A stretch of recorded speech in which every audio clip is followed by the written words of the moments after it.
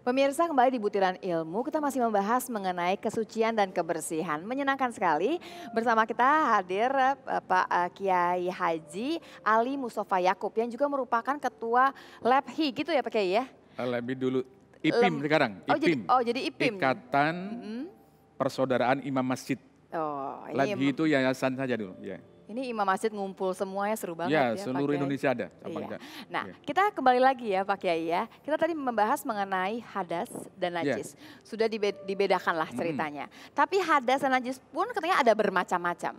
Ya, boleh diceritakan. Ya, jadi Pak. sebelumnya ya, itu kalau kita lihat bersuci dari hadas, itu kan bersuci secara maknawi gitu ya. Nah, bersuci dari najis, bersuci secara material gitu kan. Jadi atau dalam kata lain suci lahir batin gitu lah, kira-kira begitu ya. Nah ini. Nah nanti hadas ada dua, ada hadas kecil dan ada hadas besar. Nah, hadas yang kecil ini membedakan adalah penyebabnya dan cara menghilangkannya. Penyebabnya maksudnya gimana nih Pak Kiai? Hadas kecil misalnya penyebabnya antara lain kentut misalnya gitu kan. Itu hadas kecil. Nanti cara menghilangkannya misalnya dengan wudhu cukup ya. Selesai sudah. Nah.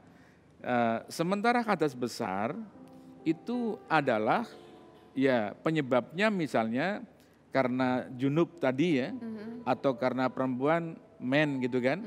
Nah menghilangkannya tidak cukup dengan wudhu ya, tapi dengan mandi besar atau tayamum gitu loh. Mandi besar atau tayamum? Ya. Jadi tayamum itu bisa? Itu tayamum bisa menghilangkan hadas besar dan juga bisa dapat menghilangkan hadas kecil. Tayamum itu. Oh gitu begitu ya. Pak Kiai, jadi orang misalnya berhalangan menggunakan air mau wudhu, dia boleh tayamum. Ya kan?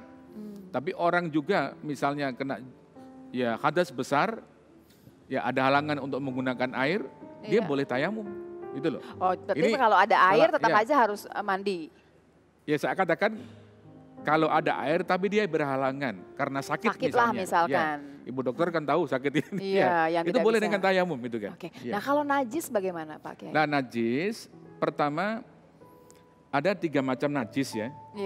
Ada najis yang namanya ringan, mukhaffafah, ada najis yang pertengahan, ada najis yang berat sifatnya itu. Nah ini nanti bedanya dalam cara menyucikan. Najis yang ringan, mukhaffafah itu seperti air seni. Kencing, air seni, bayi yang belum makan nasi, kecuali minum susu ibunya aja. Oh gitu baik, belum ada makanan tambahan ya. Cukup disiram aja udah selesai udah, ya kan. Nah tapi kalau sudah makan nasi itu menjadi najis mutawasito. Bendanya harus hilang. Bersih dulu baru digusur gitu kan. Dan harus nanti dapat disebut suci kalau 3 sifatnya nggak ada. Oh, baik.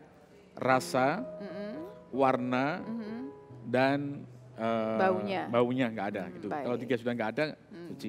Nah kalau najis yang berat, yang mughaladah namanya itu seperti najisnya babi gitu kan.